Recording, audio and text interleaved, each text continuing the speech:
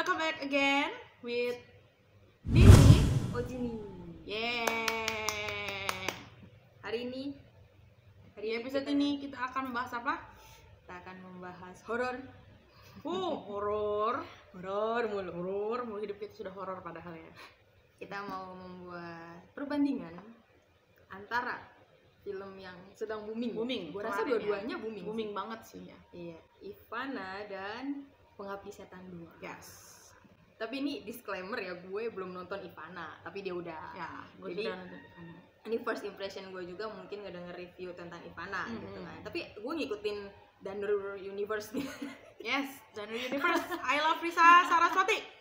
Gue ngikutin Danur Universe, jadi mungkin sedikit banyak gue tahu gitu kan ya. Mungkin ya. Itu ada bukunya juga nggak sih? Ada Ivana ada. Oh ada ya. Yaudah kita mulai dulu dari scoring ya. Menurut lo? Scoring.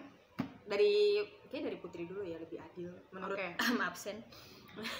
Pas pertama nonton Ivana itu gue ngasih beneran 100 banget. Serius lah ya? Serius. Oh karena Ivana duluan? Ya, baru karena Ivana Pengabdi duluan, Setan Pengabdi 2 Setan ya? gitu. Oh, Pas oke. Pengabdi Setan muncul gue mundur. Gue mau Pengabdi Setan yang pertama, Ivana yang kedua. gimana? Jadi kalau Pengabdi Setan gue kasih 100. Yes. Kalau Ivana? And Ivana 98. Oh bedanya tipis lah. Tipis banget sih. 0,2. Karena dua-duanya itu kan masih sejalur dengan sejarah. Ya, gitu Kak, sejarah. Ivana Iya. gitu.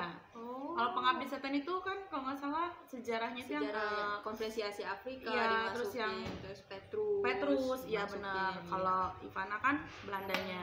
Oke, tentang sejarah Petrus ya. Iya, sama Asia Afrika. Afrika. Ya. Terus kalau Ivana tentang Belandanya nih, yang si Oh. Matsuya itu. Matsuya Belanda. Iya. Jepangnya, Jepang. Oh. Jepang masuk ke Indonesia gitu ya maksudnya. Oke.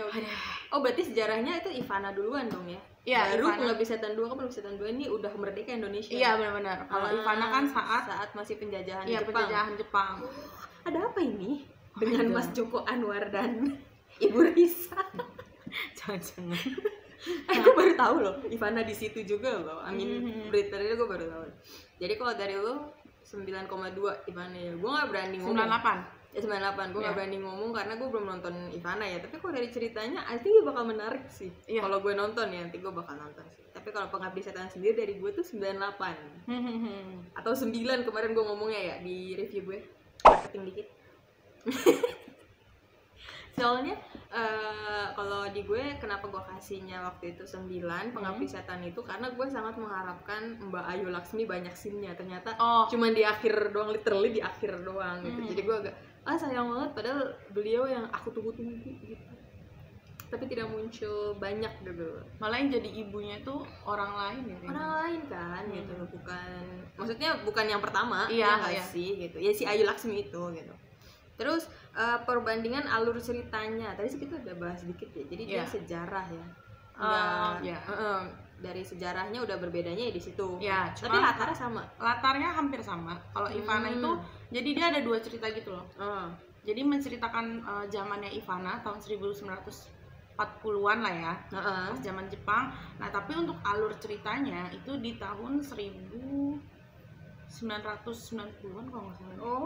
Jadi beda-beda gitu loh. Jadi ini yang dihantuin ini tuh kayak orang-orang kita pribumi ya. Sesudah kejadian itu. Sesudah kejadian itu kayak dia menuntut paham. balas dendam kepada orang-orang pribumi karena sudah mengkhianati dia kayak gitu. Oh jadi tuh hantunya itu orang asing, orang Jepang. Oh Gitu. si Ivananya tetap. Ivananya. Oh. Ya, oke. cuman dia kayak menuntut gitu loh. Kayak di akhir dia hidup itu dia dihianati oleh orang-orang kita gitu. Makanya dia kayak pengen balas dendam gitu. Keren, masuk. Oke, latarnya sih kalau Pengabdi Setan udah jelas ya. Dia tuh di tahun 1980-an saat Indonesia baru-baru awal merdeka gitu kan. Terus ada sekte I don't know sih. Maksud gue masih buta dengan sektenya ya, nggak buta 100% sih sektenya itu. Kayak gue hampir tahu nih gitu tapi nggak yakin nih karena Mas Joko cuma ngasih sekelebat doang gitu kan. Tapi dari latarnya ya emang gue sempat muji-muji gitu, latarnya tuh cantik banget gitu di tahun itu tuh, kayak stylenya juga cantik kan. Style di tahun itu tuh apa ya, indah gitu. Banget sih. Indah gitu. Jadi gue merasa kayak wah ini emang tahun-tahun keemasan di banyak negara ya gue rasa. Jadi luar negeri juga tahun-tahun itu tuh tahun-tahun bagus gitu loh untuk fashion dan juga untuk tempat-tempatnya masih bagus-bagus gitu. Kalau dari gue gitu. Terus berasa horornya itu kalau Ivana ya pasti gue nanya ya itu di mananya gitu. Ivana apa ya rasa horornya tuh kayak mencekamkah gitu, bukan gimana mencekamkah atau jump scare kah atau bagaimana gitu. Lebih ke greget sih.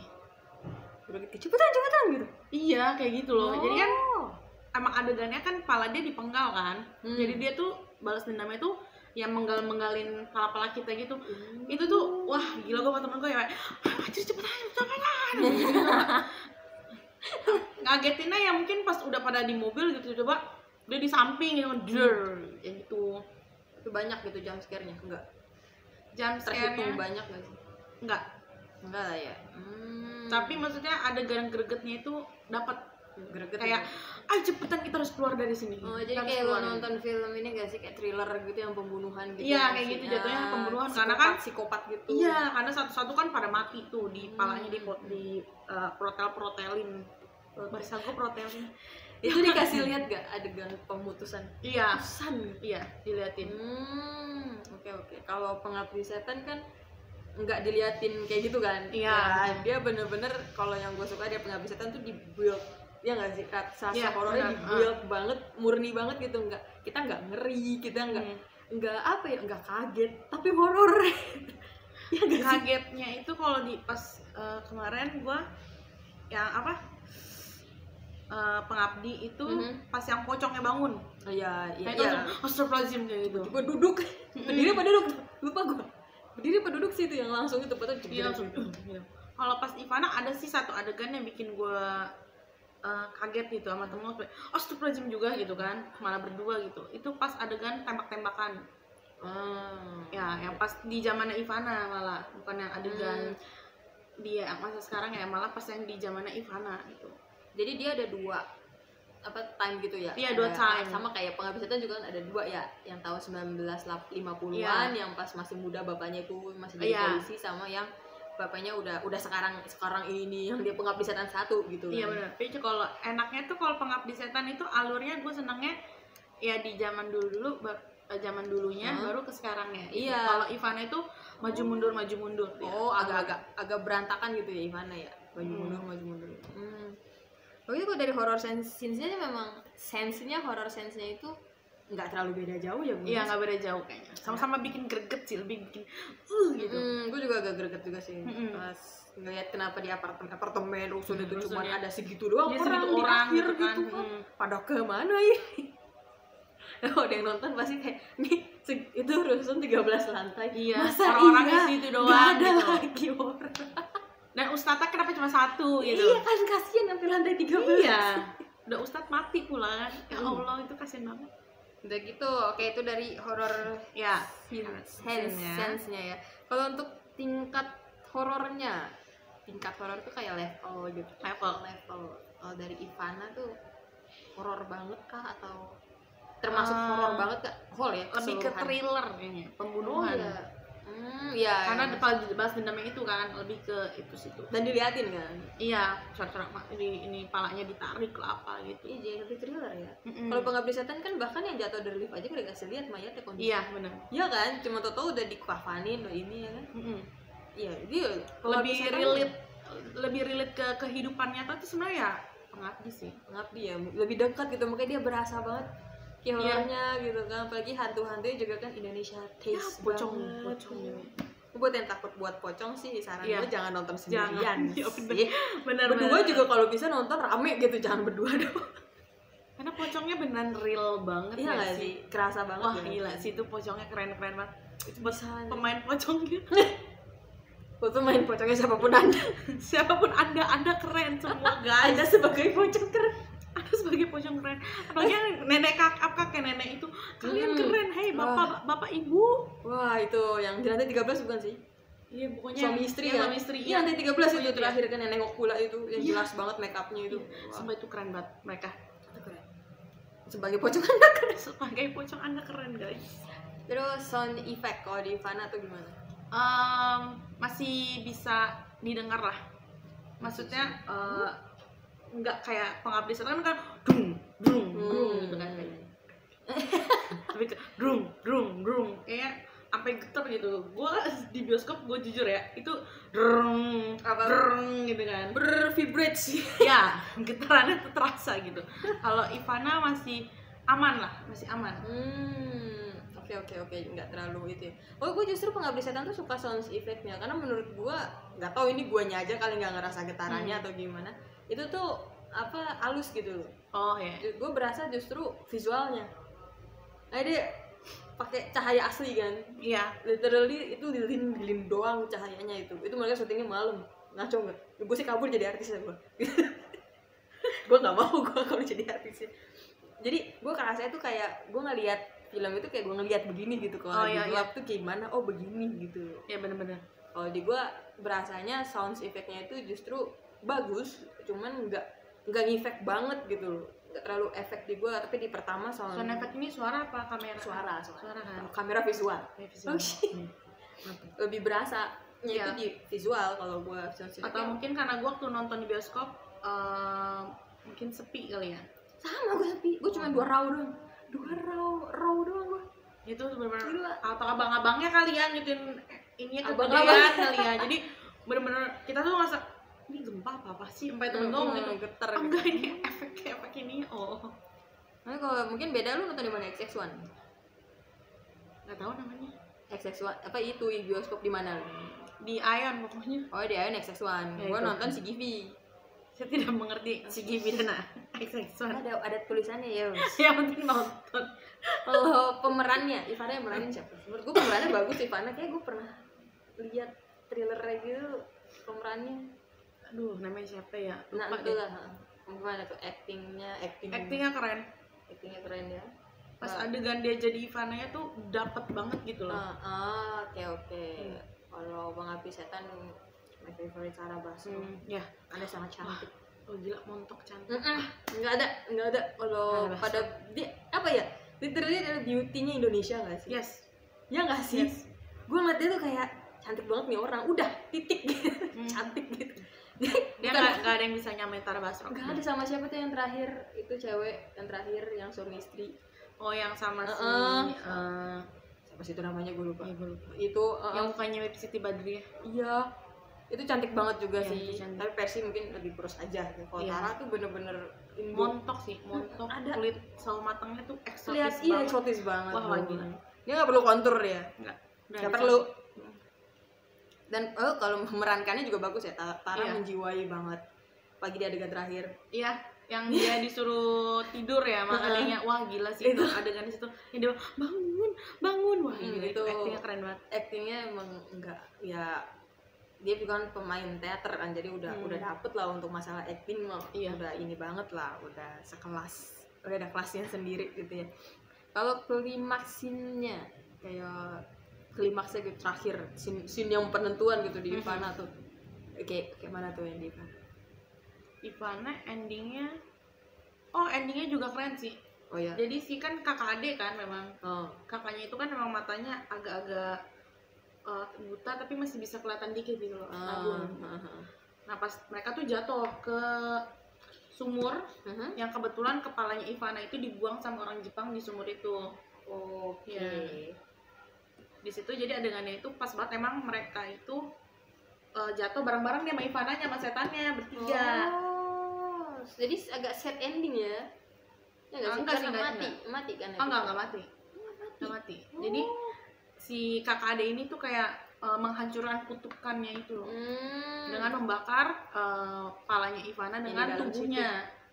Ya kan tubuhnya Ivana itu kan jadi patung kan, kebetulan dijadiin patung sama orang Indonesia yang memang sudah berteman dengan Ivana sejak kecil. Oke. Kalau Pengabdi Setan klimaksnya sangat klimaks ya. Ya.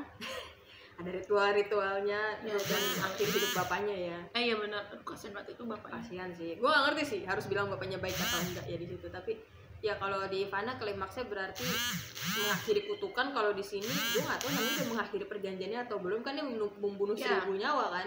Tapi dianya mati. Gue nggak ngerti sih perjanjiannya putus apa enggak gitu. tapi ya at least menyelesaikan sesuatu lah akhirnya gitu, ada yang selesai lah gitu kan. Iya. Jadi kalau perbedaannya sama, bukan perbedaan ya, gue rasa ini banyak kesamaan ya dapat dengan Joko Anwar. Tapi menurut gue sih di endingnya mereka ini tuh sama-sama gantung sih.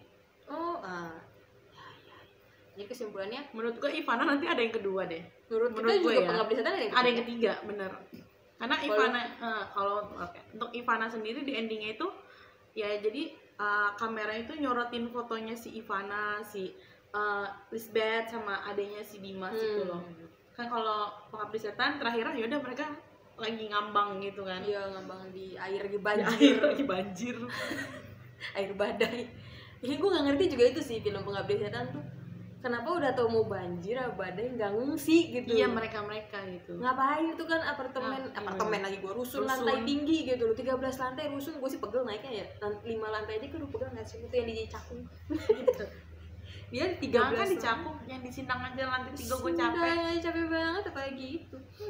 Udah gitu juga apa namanya, di akhirnya juga kan kita masih belum dijelasin itu si Ian itu gimana, cerita gimana gitu. Iya benar. Ya enggak sih, kok dia ada di situ apa bagaimana gitu.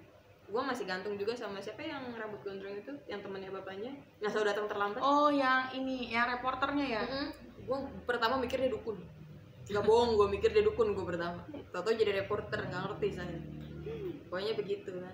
Nah itu juga ya kita semua yakin bakal ada keduanya sih ya. Iya. Kalau Ivana kayaknya ada yang kedua, Pengabdi Setan yang ada yang ketiganya gitu ya. Semoga mengakhiri apa ya namanya, menjelaskan gitu ya. Walaupun emang kalau dibilang ngegantung nggak sih ceritanya, ngegantung, tapi at least ada yang selesai gitu. Iya. Ya kayak itu kan kutukannya selesai. Nah ini juga kita tahu akhirnya ternyata bapaknya yang mengabdi duluan, ngajak ibunya malah yang playing victim aja. Ya sih, menurut gue berarti ini ada kesamaan Danur Universe sama Joko Anwar Universe. Apakah mereka berjanjian? Mereka kerja sama. Lu duluan deh, baru gue gitu kan. Apa kocok tuh sweet gitu. Sweet dulu deh, sampai mau ngobrol yuk. Wah, Danur duluan. Oke, Ivana gitu. Enggak, karena gue pas ngedenger juga kaget gitu, ternyata hampir mirip polanya gitu kan, ada apa gitu. Dan gue sempet ngeliat juga kayaknya vibes-nya juga mirip-mirip. Iya benar-benar, vibes film horor mirip-mirip gitu. Gregetnya tuh mereka dapet sih. Iya, gregetnya dapet. Iya gitu. Dan waktu itu Ivana se-booming Pengabdi Setan gak sih? Gue gak ngerti sih apa karena gue ngeliatin Ivana booming, sama boomingnya lah ya. Sama boomingnya gitu. Dan dia jedanya cuman 1 bulan gak sih? Iya, sebulan doang. Iya loh, ini ada apa nih? Mau collab apa? Waduh, jangan dah. Collabnya mungkin di channelnya Teresa. Yang ngundang Joko Anwar. Stop. Jadi kesimpulannya memang dua-duanya bagus. Worth it untuk ditonton berarti ya. Ini berarti saya harus nonton Ivana ini. Agak kalau dari sudut kamera menurut lu gimana? Sudut kamera apa? Visual. Iya, visual. Gue belum nonton Ivana, tapi kalau Pengabdi Setan gue suka banget switchnya pas mau lift jatuh. Ya nggak sih? Oh gila. Nge-build adegan yang paling gue suka itu pas lift jatuh. Itu yang dari dia shoot di tangga, jadi disorot tuh di tangga dulu kan, terus disorot di dalam liftnya, disorot lagi di depan liftnya, anak-anaknya. Jadi tuh berpindahannya tuh kayak bener-bener kita bikin udah tahu nih mau dia tuh lift. Iya. Tapi kayak itu adegan yang paling gue suka. Ya nggak sih? Itu berasa banget. Ini untuk pecinta horor ya, gue nggak tahu sih kalau yang nggak suka horor. Tuh kalau suka horor tuh itu adalah adegan beautiful horor tuh di situ. Nggak cuman tusuk-tusukan gitu loh, ngerti nggak? Ada seninya gitu loh, seni nggak tuh gue ngomong kedengeran psikopat tar gue. Terus dari sudut kameranya bagus banget sih. Kalau Joko Anwar, iya. IMAX, wah gila itu.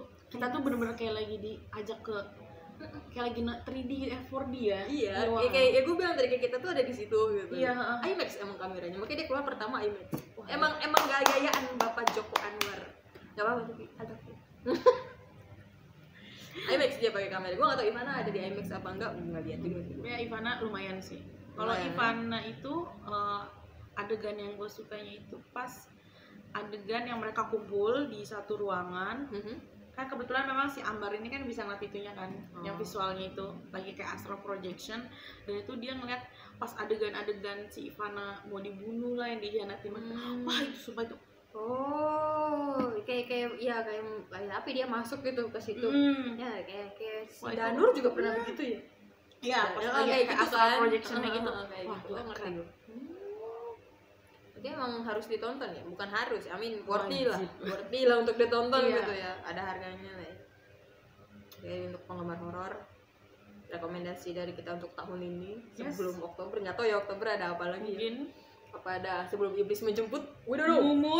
Mumun coming soon. Mumun. Saya akan menunggu Mumun. Anak 90-an. Yes, anak 90-an. Pasti zaman kita SD.